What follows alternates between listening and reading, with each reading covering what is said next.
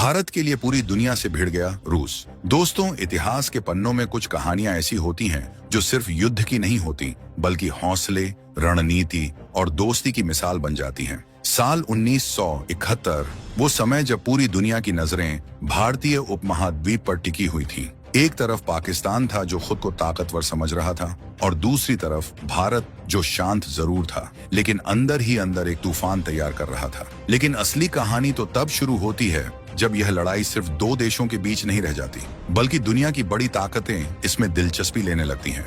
और यहीं से खेल बनता है, और भी खतरनाक और भी रोमांचक। दोस्तों, शुरुआत होती है पाकिस्तान के उस कदम से जिसने हालात को पूरी तरह बदल दिया। पाकिस्तान ने अचानक भारत के एयरबेस पर हमला कर दिया। शुरुआत के कुछ घंटों में भारत को नुकसान जरूर हुआ, लेकिन यह वही गलती थी जिसने पाकिस्तान की हार की कहानी लिख दी। क्योंकि जैसे ही भारत ने जवाब देना शुरू किया, हालात पलट गए। भारतीय वायुसेना ने ऐसा जवाब दिया कि पाकिस्तान के कई एयरबेस ठप पड़ गए, और जमीन पर भारतीय सेना ने ऐसी रफ्तार पकड़ी कि दुश्मन संभल ही नहीं पाया।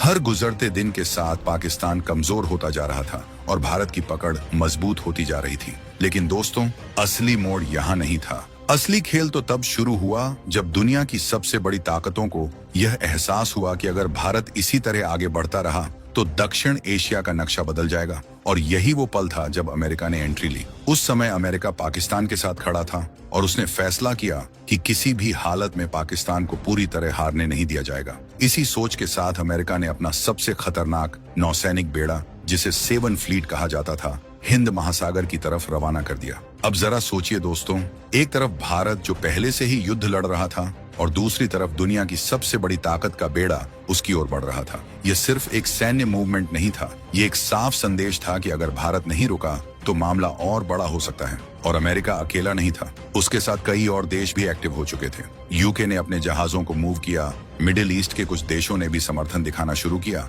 और सबसे बड़ा खतरा था चीन, जो पहले से ही भारत के खिलाफ मौका तलाश रहा था। उधर हिमालय की ऊंचाइयों पर भारतीय सैनिक तैनात थे। बर्फ से ढके पहाड़, कड़कती ठंड और हर पल चौकसी। और तभी कुछ ऐसी हलचल नजर आती है जिससे साफ हो जाता है कि चीन भी कुछ बड़ा सोच रहा है। लेकिन प्रकृति भी शायद उस समय भारत के साथ थी। भारी बर्फबारी और मुश्किल हालातों ने चीन की चाल को वहीं रोक दिया। एक बड़ा खतरा टल गया, लेकिन बाकी चुनौतियां अभी भी सामने खड़ी थी। अब दोस्तों, जरा उस तनाव को महसूस कीजिए। समुद्र में दुश्मनों के जहाज आगे बढ़ रहे हैं, आसमान में अनिश्चितता छाई हुई है, और जमीन पर युद्ध अपने चरम पर है। इसी बीच भारत की खुफिया एजेंसियों को यह पक्की जानकारी मिलती है कि अमेरिकी बेड़ा तेजी से भारतीय सीमा के करीब पहुंच रहा है। ये खबर किसी भी देश के लिए चिंता बढ़ाने वाली होती, लेकिन भारत ने डरने के बजाय तैयारी शुरू कर दी। भारत ने तय कर लिया था कि चाहे जो भी हो, वह पीछे नहीं हटेगा। भारतीय नौसेना ने अपने सबसे अहम हथियार INS विक्रांत को मैदान में उतार दिया। ये भारत का इकलौता एयरक्राफ्ट कैरियर था जो आकार में छोटा जरूर था, लेकिन उसके पीछे था भारतीय सैनिकों का जज्बा। विक्रांत सिर्फ एक जहाज नहीं था, वह भारत के आत्मविश्वास का प्रतीक बन चुका था। भारतीय नौसेना पूरी तरह तैयार थी, चाहे सामने कोई भी ताकत क्यों ना हो। लेकिन दोस्तों, कहानी का सबसे रोमांचक हिस्सा अभी बाकी था, क्योंकि जब हालात सबसे ज्यादा तनावपूर्ण थे, तभी दुनिया ने एक ऐसा कदम देखा जिसने पूरे खेल को पलट कर रख दिया। ये वो पल था जब भारत का एक सच्चा दोस्त सामने आया, और उसने सिर्फ समर्थन ही नहीं दिया, बल्कि पूरी दुनिया को एक सख्त संदेश भी दे दिया। जैसे ही सोवियत संघ को यह जानकारी मिली कि अमेरिका का बेड़ा हिंद महासागर में प्रवेश कर चुका है, उसने बिना समय गंवाए अपनी रणनीति एक्टिव कर दी। सोवियत नौसेना के जहाज परमाणु क्षमता से लैस पनडुब्बियां और युद्धपोत तेजी से उस दिशा में बढ़ने लगे जहां अमेरिकी बेड़ा मौजूद था। यह कोई साधारण मूव नहीं था, यह सीधी चेतावनी थी कि अगर भारत को छेड़ा गया तो परिणाम बहुत गंभीर होंगे। अब हालात ऐसे हो गए थे कि समुद्र के अंदर और ऊपर दोनों जगह एक अदृश्य टकराव चल रहा था। अमेरिकी बेड़ा आगे बढ़ रहा था, लेकिन अचानक उसे एहसास हुआ कि वह अकेला नहीं है। समुद्र की गहराइयों में सोवियत पनडुब्बियां उसकी हर गतिविधि पर नजर रखे हुए थी। ये एक ऐसा दबाव था जिसे नजरअंदाज करना आसान नहीं था, क्योंकि उस समय सोवियत संघ सिर्फ एक देश नहीं था, बल्कि एक महाशक्ति था जिसके पास जबरदस्त परमाणु ताकत थी। और दोस्तों, यही वो पल था जब अमेरिका को फैसला लेना पड़ा। सामने भारत था जो पीछे हटने वाला नहीं था, और दूसरी तरफ सोवियत संघ था जो पूरी ताकत के साथ खड़ा हो चुका था। ऐसे में टकराव का मतलब होता एक बड़ा वैश्विक युद्ध, और शायद यही वजह थी कि अमेरिका ने अपने कदम पीछे खींच लिए। धीरे धीरे उसका बेड़ा वहां से हटने लगा और हालात सामान्य होने लगे। इस पूरी घटना ने एक बात साफ कर दी कि भारत सिर्फ अपनी ताकत से ही नहीं बल्कि अपनी रणनीति और मजबूत रिश्तों से भी जीतता है। 1971 का यह युद्ध सिर्फ एक सैन्य जीत नहीं था बल्कि यह भारत की कूटनीतिक जीत भी थी। इसने दिखा दिया कि जब देश एकजुट होकर खड़ा होता है तो दुनिया की कोई भी ताकत उसे झुका नहीं सकती। और यही वजह है दोस्तों कि भारत और रूस की दोस्ती को आज भी इतना खास माना जाता है। साल 1971 के युद्ध में भारत ने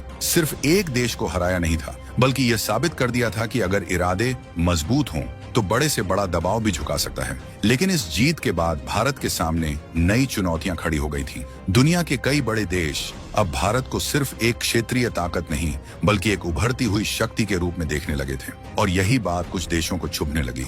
युद्ध खत्म हुआ, बांग्लादेश का निर्माण हुआ और पाकिस्तान को एक ऐसी हार मिली जिसकी गूंज आज तक सुनाई देती है। लेकिन इसके साथ ही भारत पर अंतर्राष्ट्रीय दबाव भी बढ़ने लगा। कई पश्चिमी देशों को यह डर सताने लगा कि अगर भारत इसी तरह मजबूत होता गया तो एशिया में ताकत का संतुलन पूरी तरह बदल जाएगा। और यही कारण था कि आने वाले वर्षों में भारत को कई तरह की राजनीतिक और आर्थिक चुनौतियों का सामना करना पड़ा। लेकिन दोस्तों, भारत ने यहाँ भी हार मानने का नाम नहीं लिया। जिस देश ने युद्ध के मैदान में अपने दुश्मनों को धूल चटा दी थी, वही देश अब कूटनीति और विज्ञान के क्षेत्र में भी अपनी ताकत दिखाने लगा। धीरे धीरे भारत ने अपनी रक्षा क्षमता को और मजबूत करना शुरू किया। नई तकनीकों पर काम हुआ, मिसाइल प्रोग्राम को गति मिली और आत्मनिर्भर बनने की दिशा में बड़े कदम उठाए गए। ये वही दौर था जब भारत ने यह तय कर लिया था कि अब उसे किसी पर निर्भर नहीं रहना है। इसी बीच एक और बड़ा मोड़ आता है, साल 1998, जब भारत ने दुनिया को चौंकाते हुए अपने परमाणु परीक्षण किए। यह सिर्फ एक परीक्षण नहीं था बल्कि यह एक ऐलान था कि अब भारत भी उन देशों की कतार में खड़ा है जो अपनी सुरक्षा खुद सुनिश्चित कर सकते हैं। लेकिन जैसे ही यह खबर दुनिया में फैली, कई देशों ने भारत के खिलाफ प्रतिबंध लगाने शुरू कर दिए। आर्थिक दबाव बनाया गया, अलग थलग करने की कोशिश की गई, लेकिन भारत ने फिर वही किया जो वह हमेशा करता आया है, डटकर सामना। और दोस्तों, इस मुश्किल समय में भी कुछ देश ऐसे थे जो भारत के साथ मजबूती से खड़े रहे। रूस ने एक बार फिर यह दिखा दिया कि उसकी दोस्ती सिर्फ शब्दों तक सीमित नहीं है। जब पूरी दुनिया भारत पर दबाव बना रही थी, तब रूस ने भारत का साथ नहीं छोड़ा। ये वही भरोसा था जो सालों पहले युद्ध के समय बना था और समय के साथ और भी मजबूत होता गया। अब जरा सोचिए, एक तरफ वो देश हैं जो अपने फायदे के हिसाब से रिश्ते बदल लेते हैं और दूसरी तरफ वो देश हैं जो मुश्किल वक्त में भी साथ निभाते हैं। यही फर्क भारत और रूस की दोस्ती को खास बनाता है। यह रिश्ता सिर्फ रणनीति का नहीं बल्कि भरोसे का है। और यही वजह है कि आज भी जब भारत किसी बड़े फैसले की तरफ बढ़ता है तो रूस उसके साथ खड़ा नजर आता है। लेकिन दोस्तों, आज का भारत 1971 वाला भारत नहीं है। आज भारत और भी ज्यादा ताकतवर है और भी ज्यादा आत्मनिर्भर है। आज भारत के पास ऐसी तकनीक है, ऐसी सेना है और ऐसा आत्मविश्वास है जो उसे दुनिया के बड़े बड़े देशों के सामने बराबरी से खड़ा करता है। चाहे बात अंतरिक्ष की हो, रक्षा की हो या अर्थव्यवस्था की, भारत हर क्षेत्र में अपनी पहचान बना रहा है। और यही वजह है कि आज दुनिया भारत को सिर्फ एक देश के रूप में नहीं बल्कि एक शक्ति के रूप में देखती है। एक ऐसी शक्ति जो शांति भी चाहती है और जरूरत पड़ने पर जवाब देना भी जानती है। एक ऐसा देश जो दोस्ती निभाना भी जानता है और दुश्मन को सबक सिखाना भी। तो दोस्तों, ये कहानी सिर्फ एक युद्ध की नहीं है, यह कहानी है उस जज्बे की जो हर भारतीय के दिल में बसता है। ये कहानी है उस भरोसे की जो सही समय पर सही फैसले लेने की ताकत देता है। और यह कहानी है उस दोस्ती की जो हर परीक्षा में खरी उतरती है। अब आप बताइए, क्या आपको लगता है कि आने वाले समय में भारत और रूस की यह दोस्ती और भी मजबूत होगी? और अगर मौका आए तो क्या भारत फिर से वैसे ही मजबूती से खड़ा हो पाएगा जैसे उसने 1971 में होकर दिखाया था? दोस्तों, अपनी राय जरूर बताइए और अगर आपको यह कहानी पसंद आई हो तो इसे अपने दोस्तों के साथ शेयर करना बिल्कुल मत भूलिए।